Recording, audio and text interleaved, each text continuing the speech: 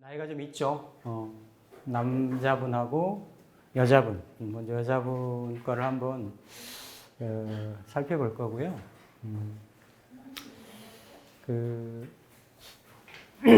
제가 자주 가는 산책 코스 중에 그냥 이렇게 야트막한 동산 같은 데인데, 우리가 흔히 얘기하는 이렇게 문화는 약간 가치적이고 추상적인 거라고 하면, 그렇죠? 이렇게 이제 문명이라고 하잖아요. 현실적인 거, 뭐 이런 문물, 문명. 우리가 문명의 이기, 뭐 또 이런 편안함, 안락함, 이런 거를 이제 많이 추구하며 살아가는데, 이거 자체는 이제 물질이잖아요, 그렇죠? 물질이고 유형이고 유형이고 현상이기 때문에 항상 이 물질과 정신이라고 하는 것은 상반성을 가지고 있습니다. 그러니까 궁극적으로는 만나는데 그게 쓰임에 있어서는, 그렇죠? 그러니까 물질적인 환경이, 상황이 여유롭고 만족스럽고 풍요롭고 이러면 더 물질을 탐하고 추구하게 되고, 그러면 상대적으로 이 가치적인, 정신적인 이런 부분들은 조금 멀어지게 돼 있는 거예요. 우리가 견물생심이라고 얘기를 하듯이 사람의 오감에 따라서 뭔가 이렇게 반응을 하죠. 그러니까 마음이 이렇게 생한다라는 거. 이것은 마음이 이렇게 동한다라는 거거든요. 그러니까 동하는 거는 결국 현실의 현상의 실질과 실제와 어떤 물질을 추구하는 이런 거예요. 그게 돈이 되는 거고, 현상의 어떤 현실적인 가치를 추구하는 거고, 이런 건데, 그게 다 뭐 팔자의 지향성이나 나름 추구하는 바에 따라서 특징들이 이제 드러날 텐데,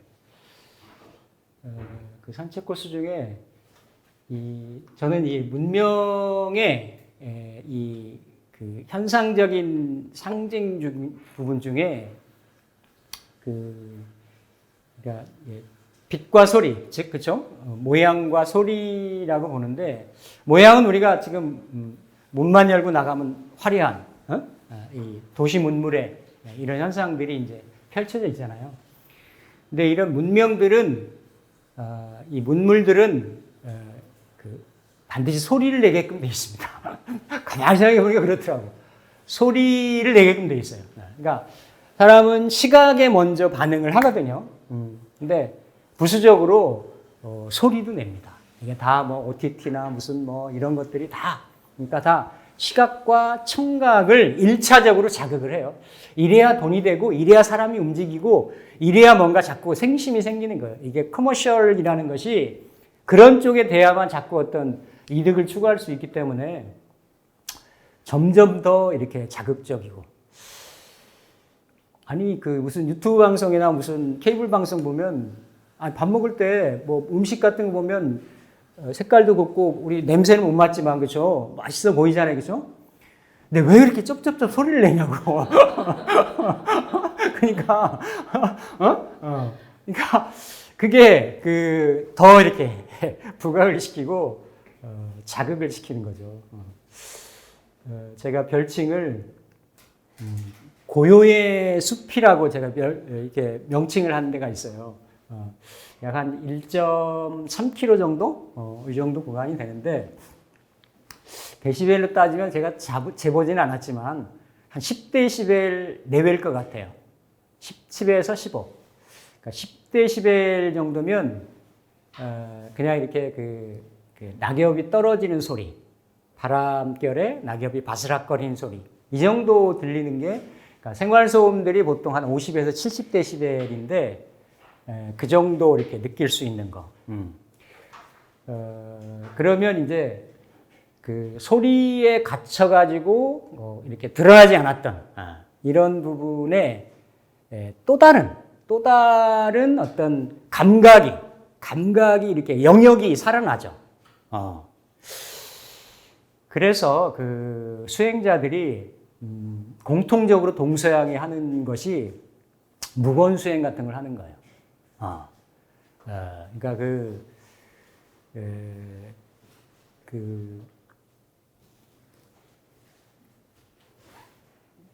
그렇죠? 이렇게 기독교 중에서도 캐톨릭의 성직자들도 주로 많이 하고, 우리 이제 불가 쪽에서도 수행하시는 분들이 많이 하잖아요. 예전에 유튜브 방송 중에 한 3시간짜리인데 제가 몇 번을 본 적이 있어요.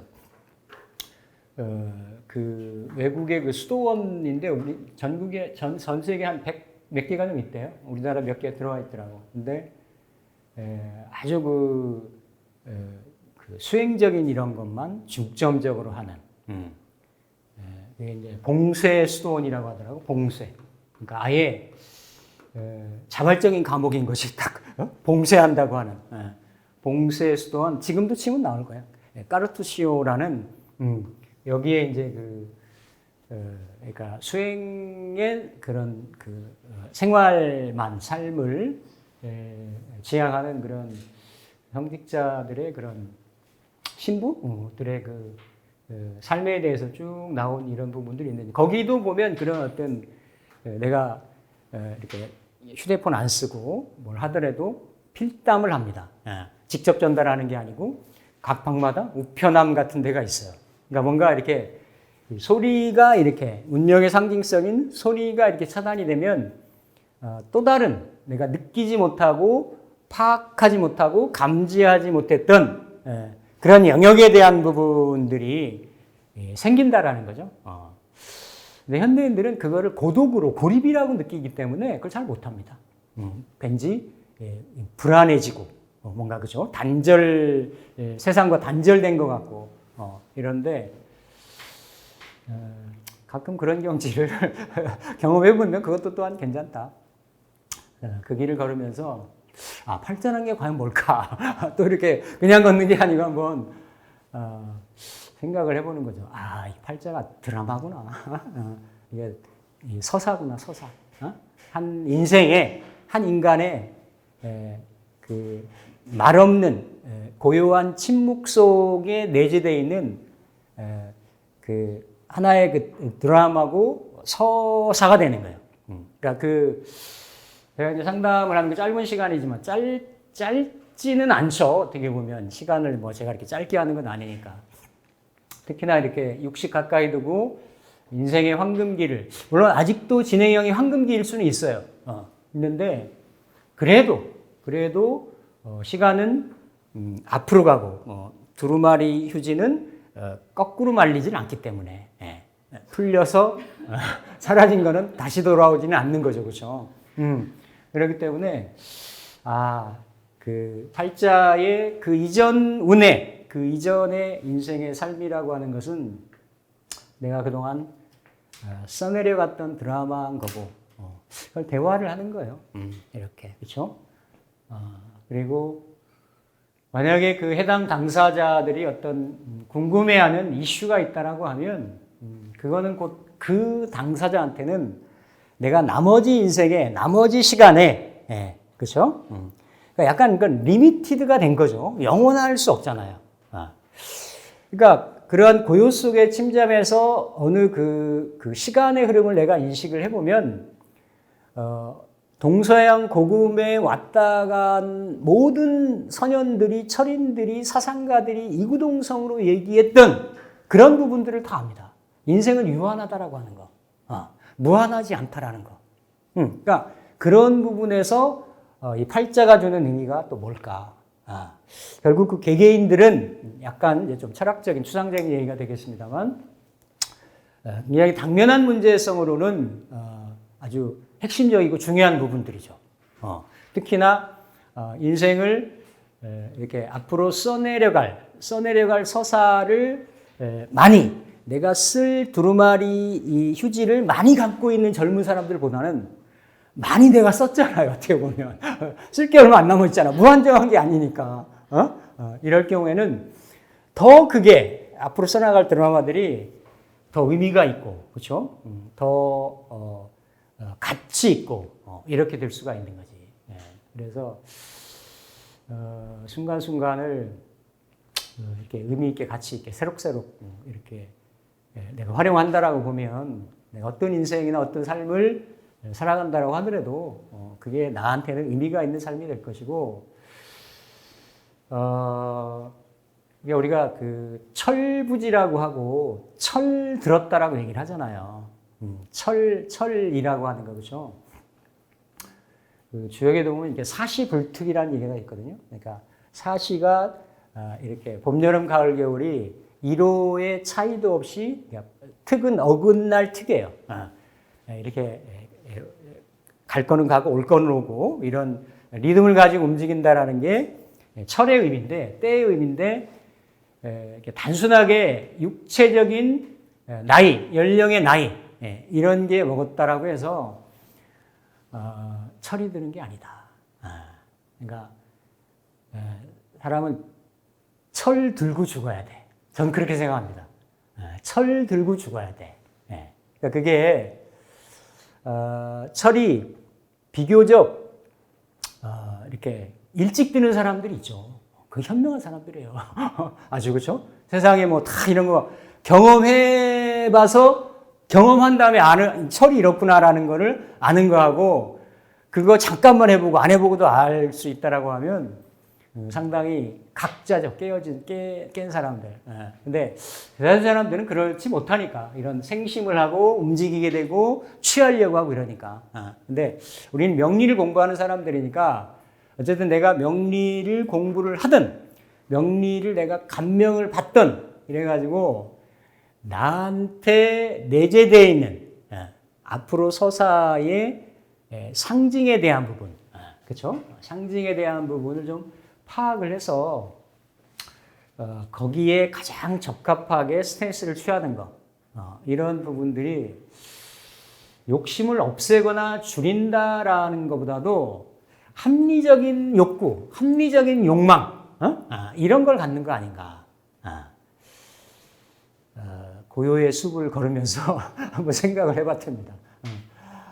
비교적 내일 모레면 60을 염두에 두고 곧 두시는 이제 남녀 두 분들이기 때문에 구조에 따라서는 이런 구조들을 오늘 두 구조는 비교적 뭔가 이렇게 현실에 흔히 밀착해서 진입을 해서 유관해서 어떤 에너지를 쓰는 거랑 조금 이렇게 멀어질 수 있는 글자들이에요. 그러니까 남들은 다 그냥 현실 생활에 부귀와 명예 이런 거를 추구하려고 돈 벌려고 애쓰고 뭐 이러는 구조들인데 조금 이제 다를 수 있는 구조입니다. 그냥 제가 타이틀은 병화가 식상이라고 했어요. 그냥 구조를 전체적으로 이렇게 봤을 때 본래는 이렇게 크게 보면 음양으로 나눠져 있고 또 오행으로 나눠져 있고 그렇죠? 이걸 그 글자로 나누면 천간은 10글자로 나눠져 있고 지지는 12글자로 나눠져 있고 이렇기 때문에 이게 디테일하게는 60세트의 조합을 만들어낸단 말이죠.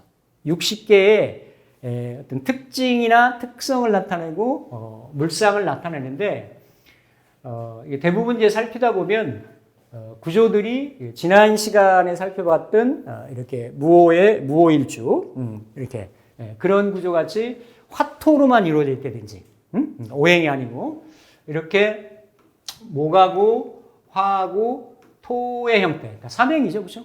삼행의 형태로 이루어져 있다든지. 그러니까 이건 양면성이 있는 거죠. 뭐냐면 좀 단조로울 수 있어요. 다른 그 금수의 음의 에너지들이 약하니까, 그렇죠? 양의 에너지, 목화 에너지가 그동안 강하니까 그 목화의 에너지의 중심점에 내가 병화로서 일간이 병화로 딱 놓여져 있잖아요, 그렇죠? 근데 우리가 흔히 그냥 첫 번째 첫 단추를 꿰듯이 진월의 이런 병화다. 진월의 병화다. 그러면 식신으로 보면 화의 에너지가 이렇게 설이 되는 에너지고, 계절이나 시기적으로 보면 병화가 진월에, 진이라고 하는 시간이나 공간, 그러니까 막 그 묘월을 지나서 진월에 새싹의 모판에서 자란 모를 모내기를 해서 사오미로 태양빛을 비춰가지고 확 키우려고 하는.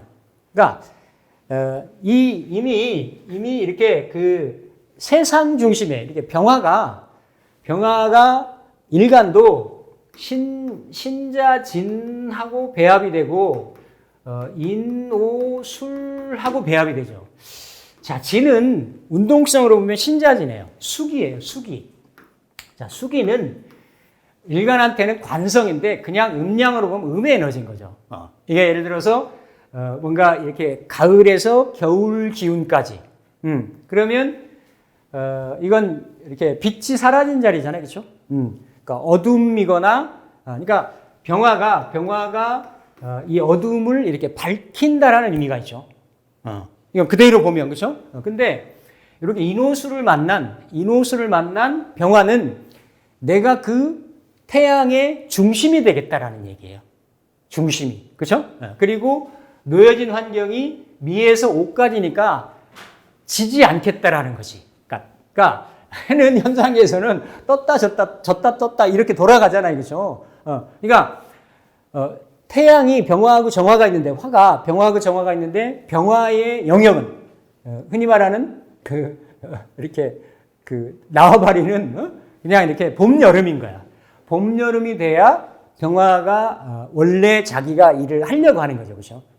그러니까 하늘에 드러나가지고 만물에게 밝게 이렇게 빛을 제공을 하고 비춰가지고 이렇게 성장시키고 키우려고 하는 이런 성향을 가지고 있는 거죠. 그러니까 현실의 현상에 개입하려고 하고 또 진월의 태양이니까 상당히 어때요? 분주할 수 있어요. 진월이나 진시를 보면 그렇습니다. 아니, 진시나 진월에 방 안에 누워있고 그냥 뭐 이렇게 구들장 이렇게 등짝대고 이러고 있기가 쉽지가 않아요. 해가 막 뜨고 있기 때문에. 그래서 상당히 이제 분주할 수 있는 그런 에너지인데, 격으로 보면 요거는 식신이죠, 그렇죠? 식신이고 진중에 무토하고 을목하고 개수가 있기 때문에, 이건 이제 잡기라고 얘기를 합니다. 병진으로 놓일 수도 있고요, 진시로 놓일 수도 있고, 또 이렇게 진연으로 놓일 수도 있습니다. 일단은 진이라고 하는 식신을 월지로 놓았기 때문에 일간이 생하는, 행동하는, 개입하는, 적극적으로 관여하는 이런 에너지. 그러니까 일간하고 음양이 같으니까 식신이죠. 술월도 식신이 될 수 있어요. 식신이 될 수 있는데, 항상 지장간의 동태를 보면 술월은 신금을 놓고 있고 겁재하고 그러니까 식신하고 이렇게 그죠? 비겁하고 식상하고 재성하고, 그러니까 뭔가 이렇게 같은 식신을 써도 재성까지 연결되는 식신의 어떤 의미가 있는 거고, 또 진식신은 요 관성하고 인성이 있는 거죠. 같은 식신이라고 하더라도 동향이 다른 거죠. 쓰는 것들이.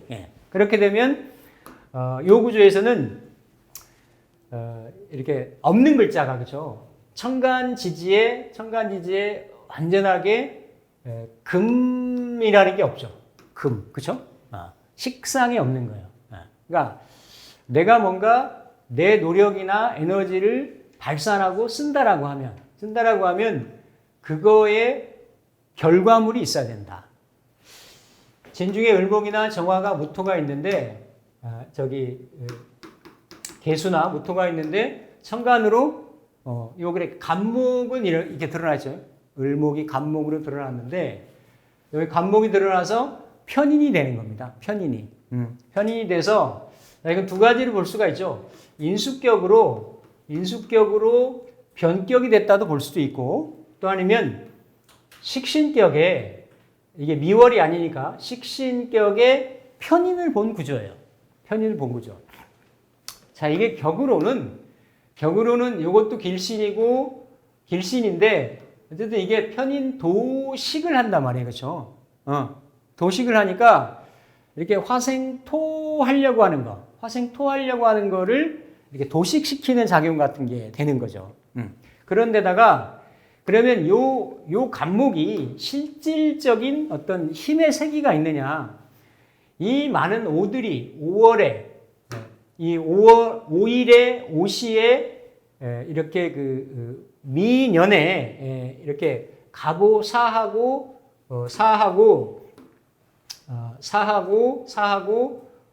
여기에만 진중에 을목이나 결수에 좀 뿌리가 있는데 미에는 사하고 그렇죠. 그래서 요 간목이 이 구조에서는 일간을 생하죠, 그렇죠. 그러니까 일간이 병으로 놓여 있는데 일단은 천간의 구조로 보면 드러나 있는 걸로 보면은 진중에 을목이 간목을 일어나서 편인을 놓았는데 이 편인이 사지에 묘지에 들어가 있고 겁재로 일지에 있는 시지에 있는 오중의 정화가 겁재로 올라가 가지고 그 사이에 같이 인성들을 보고 있어요.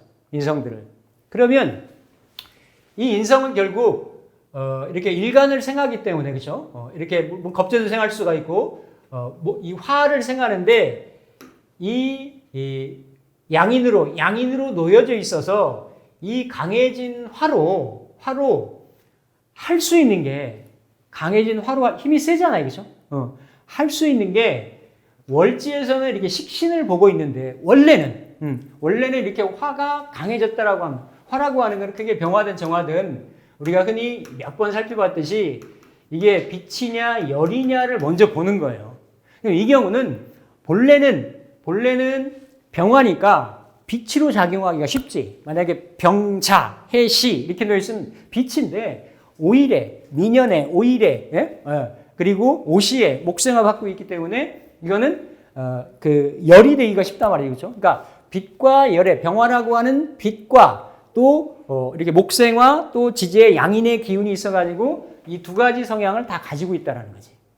그랬을 때 첫 번째로는 하늘에 있는 양중지 양의 염상지상의 태양이 그 병화의 위엄이 병화의 광명이 이 빛반사로 드러나려면 그래서 임수를 만나야 된다라고 하는 거예요.